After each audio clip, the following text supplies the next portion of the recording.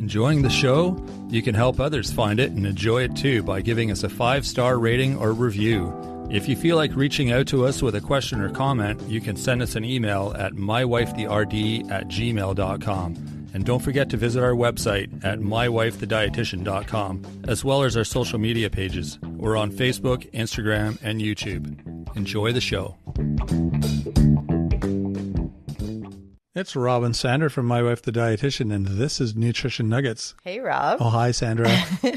I want to talk about a question I got from a client recently, which was really good because I actually hear this a lot. Are processed meats okay to eat? Oh, great question. And what exactly counts as processed and how much is safe to eat? Yeah, I always think that when we go to Subway, and that's what they put on their subs is processed meat. And not on the vegetarian. Well, yeah, not on the vegetarian. Some of them you think, oh, these might be healthy. They kind of like make them seem healthier. But yeah, that's a great question. So it really is. Yeah. And so what counts as processed? And what does processed mean with meats? With meats? Yeah. I think it's like, isn't it like cured? Or there's, which I don't really know what that means, but it's like... It's altered in some way. When you watch them at the deli cutting the lunch meat kind of stuff, it's always like it's like a shape. It's not like they're slicing it off the side of the cow. They're like slicing this like round tube of whatever it is that they're giving you. Well, and you said deli, which is exactly it. So cured and salted, smoked, preserved, altered somehow. Mm-hmm. So processed meat. So what are some examples? Well, the classic ultra processed, I mean, ultra as in like, it's probably ultra processed bologna. That's like, or the one that has the little bits of stuff in it, like little bits of cheese. I used to love that when I was a kid, but I mean, it's not healthy at all. It's probably not even real meat, but it's like pressed wieners. It's like if you took a wiener and you like rolled it out with a rolling pin into a circle, that's bologna. It's so baloney. Right? That's a funny term, actually. It is. Oh, yeah. That's baloney. Totally baloney. That's funny. Well, that's right. That's one of them. Hot dogs. Mm-hmm. Oh, yeah, true. Pepperoni, salami. Remember going through the bread section of the grocery store and they had the pizza dough out in a package, and beside it the salami was hanging there in a package, and it's like, oh, that's been at room temperature for a while. And I think, wow, meat that's at room temperature, it's got to be pretty well salted, well preserved. Yeah, well preserved for sure, for it not to go bad. Yeah. And that's the thing, right? So it has lots of sodium, like a lot of sodium typically, and that's to so that it lasts, to preserve it, right? That's why they put the sodium in it. Mm-hmm. Okay. Mm-hmm. The nitrates, and they form nitrosamines, which are chemicals that end up increasing our risk for colorectal cancer and other cancers like pancreatic. And they typically are high in saturated fats. Those are the fats that are solid at room temperature. Right. So bacon is another one. Oh, yeah. Ham. Oh, yeah, ham. Ham's one of those that you think is healthy, though, but it isn't really. I don't know why you think it's healthy. Sausage. Yeah, sausage. Pepperoni, salami, corned beef. Corned beef. Those are all some of those processed meats. And the thing is, in 2015... the International Agency for Research on Cancer, or IARC, the World Health Organization, they basically labeled processed meats as carcinogenic to humans.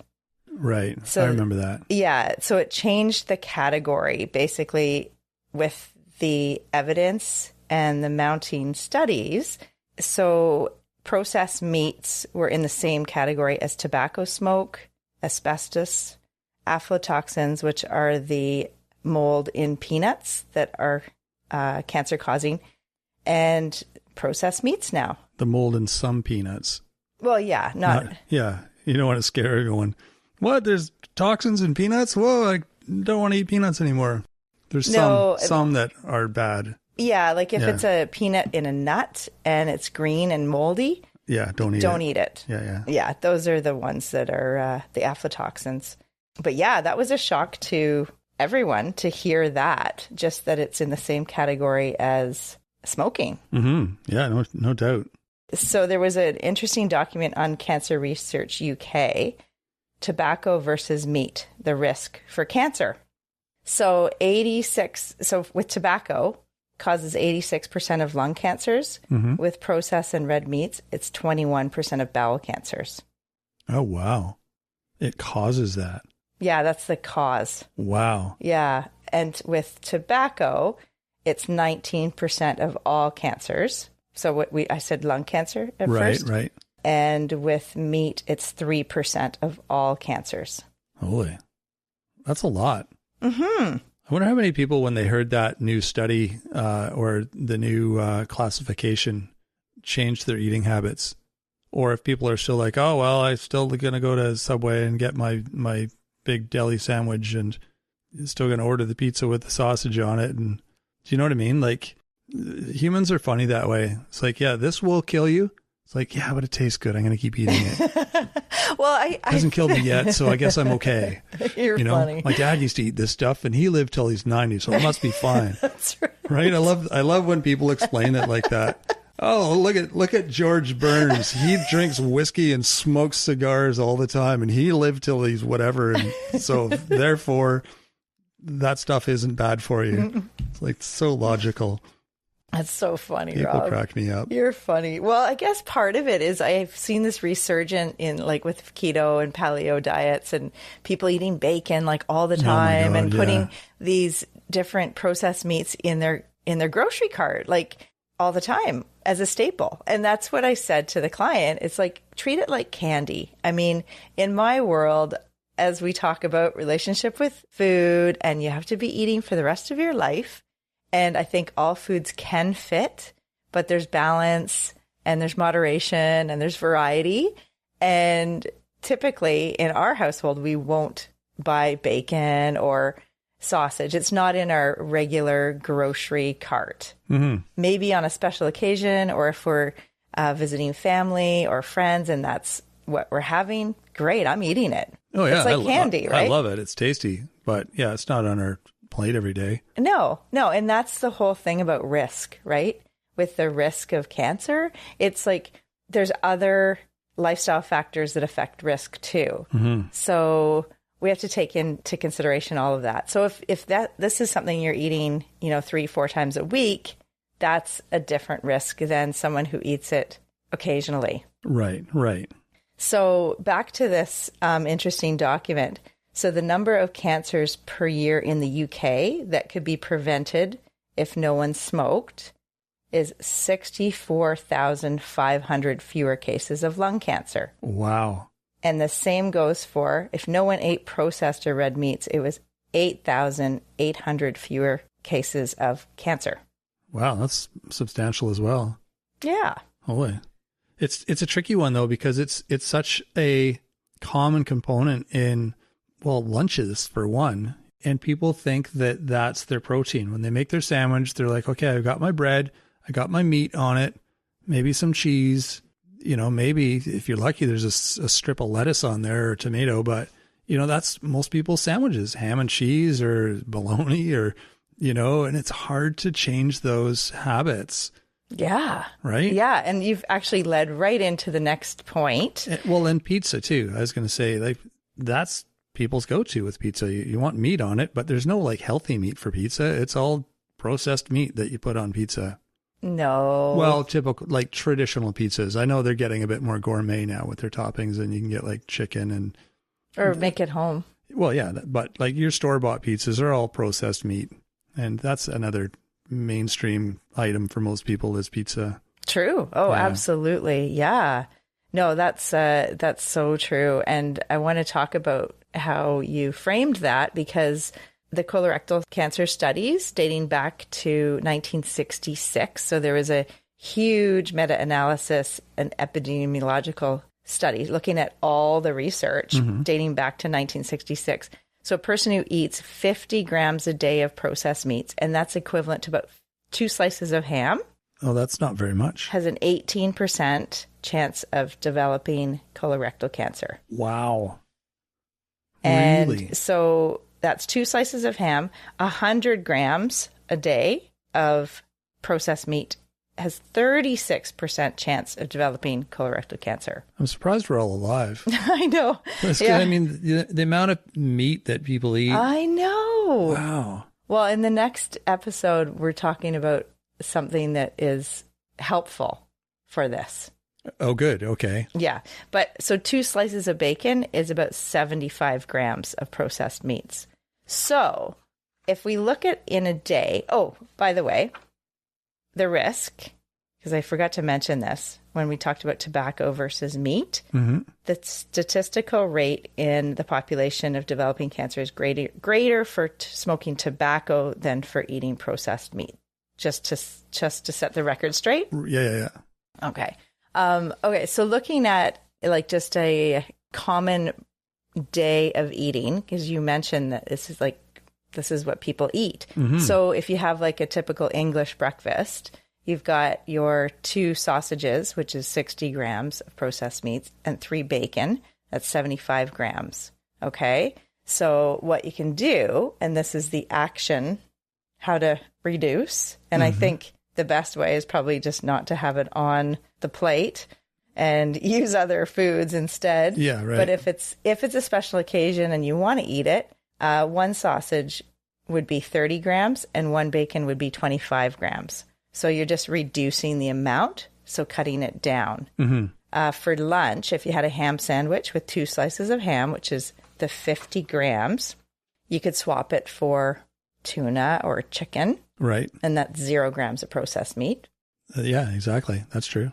And then if the dinner was a pasta meal with spaghetti meat sauce, so with the minced beef, there's 100 grams in that of processed meat in the beef. Right. And if you added beans and lentils, we do this all the time with our pasta, and extra veggies and less meat, you only get like 15 grams.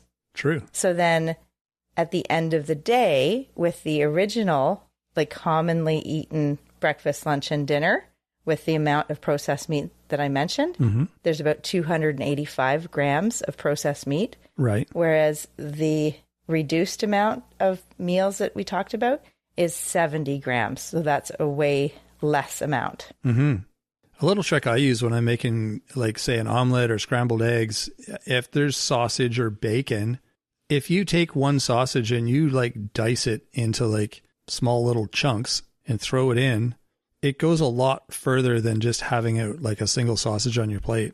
Like, it'll feel like every bite has some sausage in it, and it's just another way to use less of the sausage but make it go further. Do you know what I mean? Yeah, absolutely. And no, I think it's more for just the flavoring instead of having like a portion of it.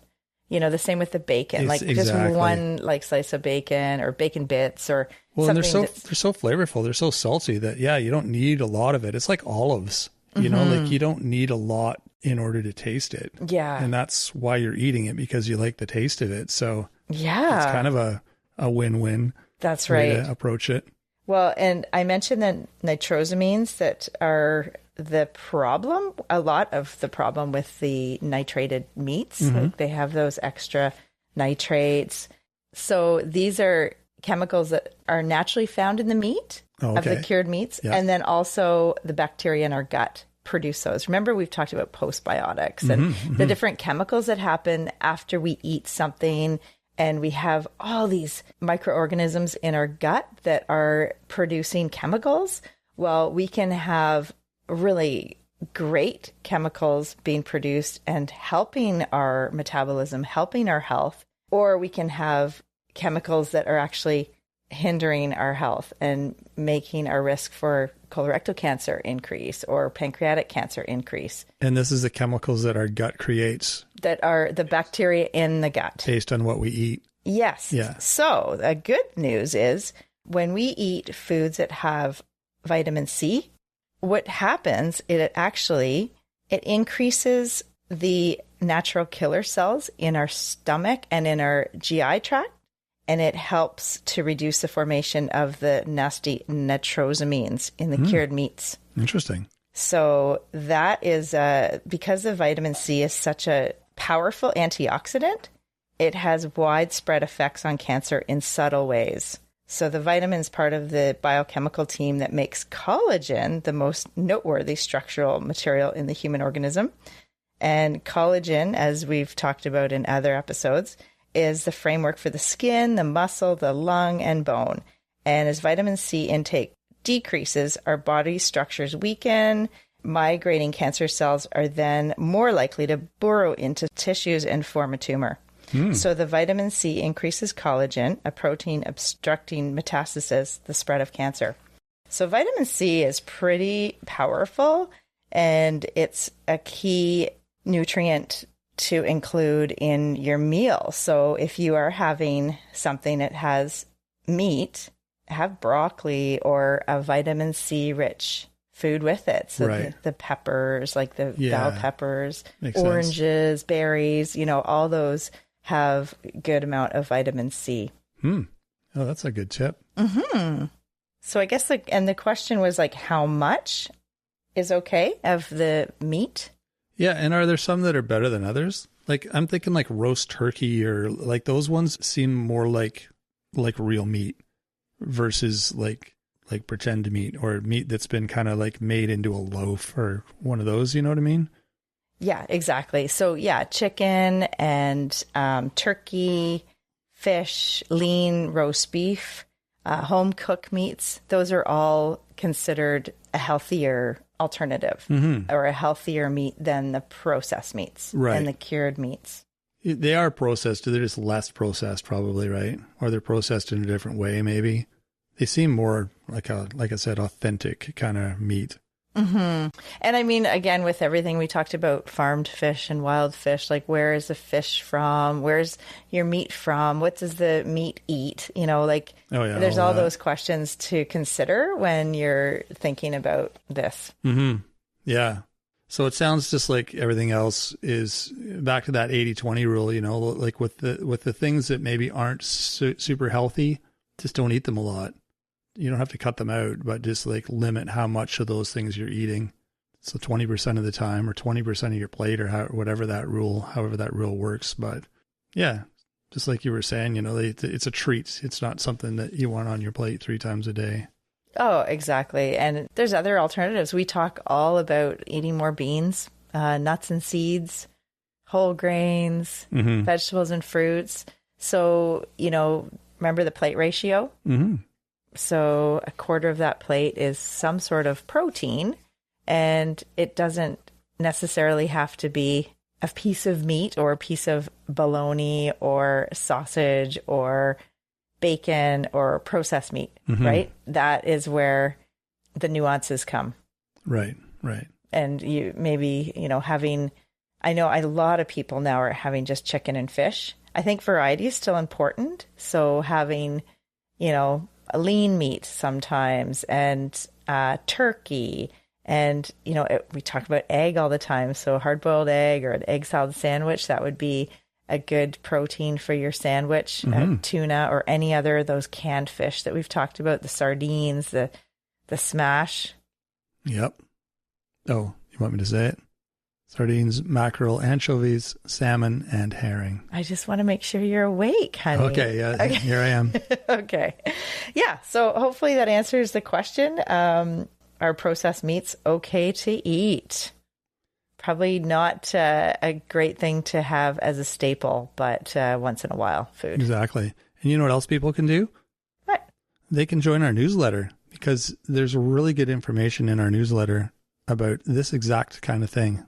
We give great tips every week, recipes, break you out of your routine and your mold of eating. We can snap some different ideas into your head there and get you going on the right track. The autopilot, you mean? Well, exactly. Yeah. And I get it because I've been there and so many people, especially if you have to make a lunch every day, it's difficult, to think of creative new things. So yeah, check out our newsletter. You can join up on our website. It's mywifethedietitian.com. There's some great information on our website too, by the way. If you haven't been there, there's a great blog. There's all sorts of different articles and information there as well to check out. Maybe we'll have a pasta sauce that has an alternative to the minced beef. Yeah, we'll throw some ideas out over the next few weeks here just to give people some different ideas. If you have questions like our listener, well, it wasn't a listener question today, wasn't it? But we do have listener questions often. If you want to be one of those listeners that asks us a question, we would be more than happy to answer it. We'll create a little episode and spread the information out for everyone else to hear. Because if you have the question, everyone else has the question too. You're not alone. So don't be shy. Send us an email. It's mywifetherd@gmail.com. Let us know what you're thinking. Speaking of that, let us know how you like the show too. Easy way to do that is by rating it and reviewing. You could write a little review, or you could just give us like a thumbs up or a couple of stars, or 5 stars is kind of like what we're shooting for. Kind of want to make sure everyone's enjoying things. So let us know one way or the other if you're liking it or not. It's great hearing feedback. And if you do like it, why don't you share it with a friend, right? At least one friend. They'd sure appreciate it, I'm sure. You can also find us on social media. We're on Facebook, Instagram, and YouTube. Feel free to drop us a line there. Give us a like, thumbs up, say hi, all the above. And that is it for this week. We'll be back next Monday with a full episode. So until then, have a fantastic week, everyone. Thanks for joining us today on My Wife the Dietitian. If you like what you heard, don't be shy. Leave us a comment or review, and be sure to share our podcast with your friends. If you'd like to hear more, hit that subscribe button. You can also follow us on our social media pages for updates, episode trailers, and other odds and ends. For more info and links on what we discussed on today's episode, check the show notes. We'll be back next week with another informative and fun-filled episode.